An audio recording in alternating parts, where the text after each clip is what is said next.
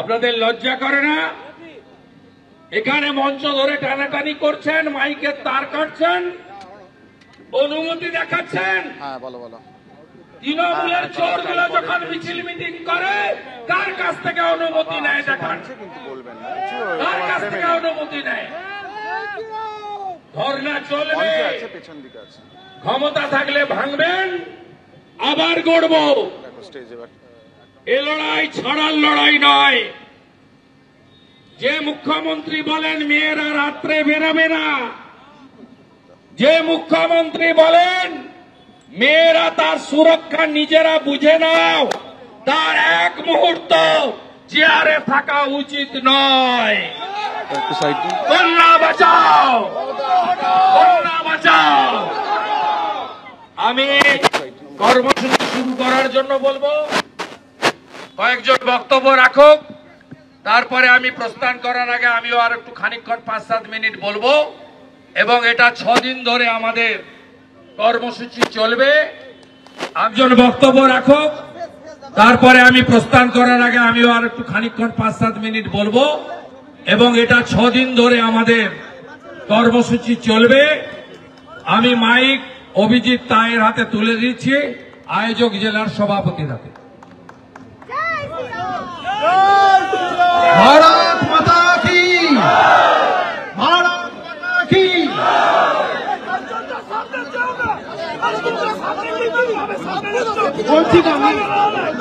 জয় শ্রীরাম।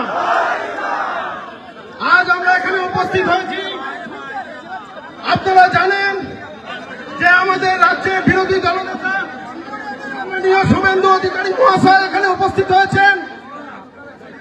উনি এখানে কোন জনসভা করতে আসেননি, উনি এসছেন সেই মেয়েটির ন্যায় বিচার পাইয়ে দেওয়ার জন্য।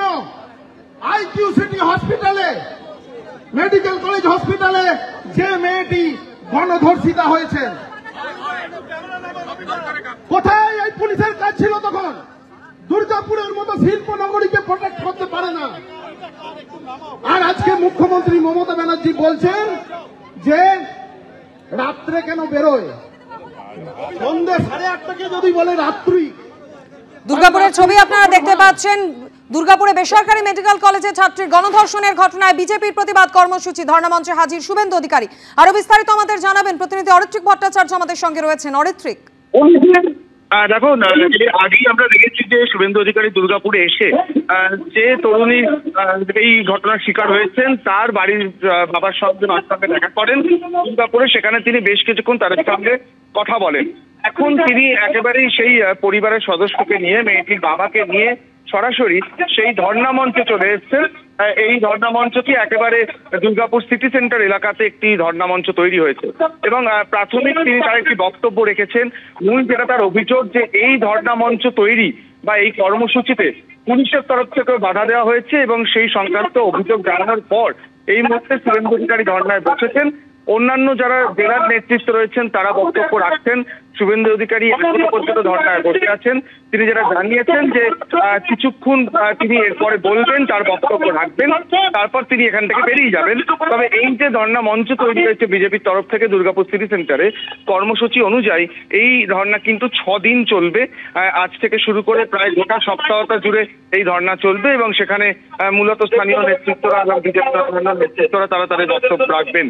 সার্বিকভাবে দেখা যাচ্ছে ঘটনার বেশ কয়েকটা দিন কেটে যাওয়ার পরে এই মুহূর্তে একদিকে যেমন গ্রেফতারির সংখ্যা 4-এ পৌঁছেছে, অন্যদিকে যেটা দেখা যাচ্ছে যে রাজনৈতিক ভাবেও কিন্তু এই ঘটনা যথেষ্ট উত্তপ্ত হয়েছে। গত কয়েকদিন ধরেই বিরোধী দলগুলো এই ঘটনাটিকে সামনে রেখে তাদের প্রতিবাদ জানাচ্ছিলেন। আজকে দুর্গাপুরের বিরোধী দলনেতা শুভেন্দু অধিকারী তার কর্মসূচি করছেন। এর আগেই তিনি পরিবারের সঙ্গে দেখা করেছেন। একেবারেই রাজনৈতিকভাবে একটি ধর্ণা সঙ্গে থাকো তুমি আমাদের। জিহাদি ধর্ষকদের ফাঁসি চাই, ধর্ষকদের ফাঁসি চাই। We want, we want, we want. নারী সুরক্ষার দাবিতে বিজেপির ধর্ণা চলছে, চলবে। ডাক্তারি ছাত্রকে গণধর্ষণ হলো কেন? পুলিশ মন্ত্রী জবাব দাও। পুলিশ মন্ত্রী হায় হায়, পুলিশ মন্ত্রী হায় হায়। হায় হায়, এই ধর্ষকদের নেত্রীকে, ধর্ষকদের নেত্রীকে, ধর্ষকদের নেত্রীকে, ধর্ষকদের নেত্রীকে, ধর্ষকদের ফাঁসি চাই, ধর্ষকদের ফাঁসি চাই। এই দুর্গাপুরে গণধর্ষণ কেন? পুলিশ তুমি জবাব দাও। পুলিশ মন্ত্রী হায় হায়, পুলিশ মন্ত্রী হায় হায়, পুলিশ মন্ত্রী হায় হায়। নারী সুরক্ষার দাবিতে আন্দোলন চলছে, চলবে। কন্যা বাঁচাও, কন্যা বাঁচাও, কন্যা বাঁচাও, কন্যা বাঁচাও।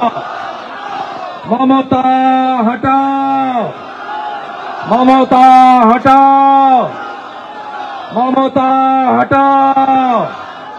এই ধর্ষকদের নেত্রীকে, ধর্ষকদের নেত্রীকে, এই ধর্ষকদের নেত্রীকে।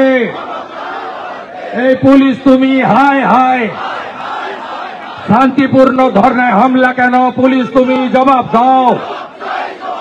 শান্তিপূর্ণ ধর্নায় মঞ্চ ভাঙছ কেন? পুলিশ তুমি জবাব দাও। মাইকের তার কাটছো কেন? পুলিশ তুমি জবাব দাও। মমতা পুলিশ হায় হায়, তোলাবাজ পুলিশ হায় হায়, চোর পুলিশ হায় হায়। ধর্ষকদের নেত্রীকে, ধর্ষকদের নেত্রীকে।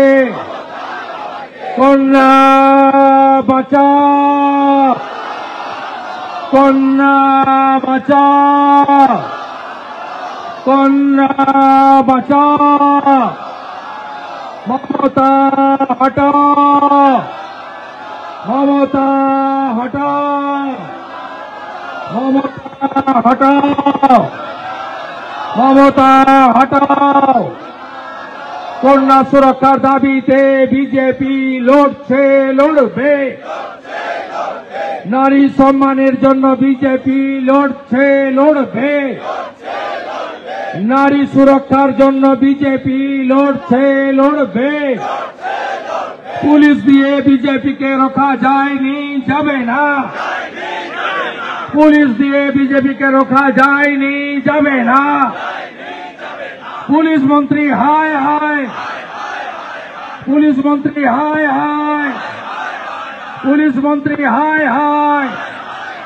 কন্যা বাঁচাও, কন্যা বাঁচাও। ধর্ষকদের নেত্রীকে পুলিশ মন্ত্রী হায় হায়, পুলিশ মন্ত্রী হায় হায়, পুলিশ মন্ত্রী হায় হায়। ধর্ণা মঞ্চে হামলা কেন? পুলিশ তুমি জবাব দাও। মাইকে তার কাটলে কেন? পুলিশ তুমি জবাব দাও। মমতা পুলিশ হায় হায়, মমতা পুলিশ হায় হায়, মমতা পুলিশ হায় হায়।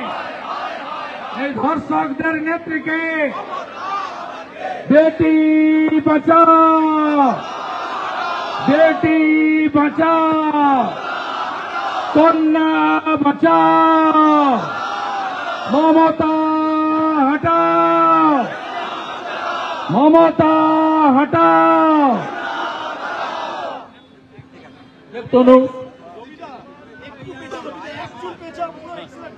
দুর্গাপুরে ডাক্তারি পড়ুয়ার গণধর্ষণের ঘটনায় বিজেপির কর্মসূচি, ধর্ণা কর্মসূচি থেকে শুভেন্দু অধিকারীর ছবি সরাসরি আপনারা দেখতে পাচ্ছেন।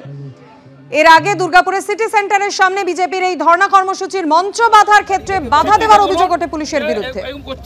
আপনি সরকারের অফিসার জানেন না Bangla culture.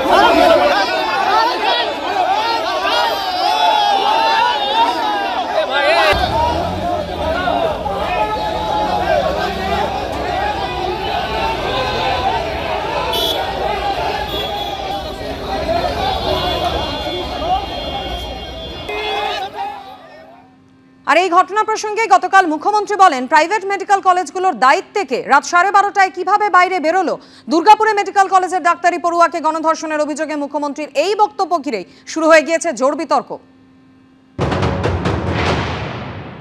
There is a forest area. So whatever I have received the prima facie report, and police is searching all the people, and nobody will be excused. Whoever is guilty, they will be punished strictly. 3 already arrested. Whatever the girls given the statement, it is a private college. The matter nobody is supporting. It is shocking. She was studying in a private medical college. So all the private medical college, whose responsibility? How they came out in the night at 12:30? I am shocked to see the incident. But private medical colleges also is to take care for their students, and especially the girl child at night time. They should not be allowed to come out in the outside. They have to protect themselves also.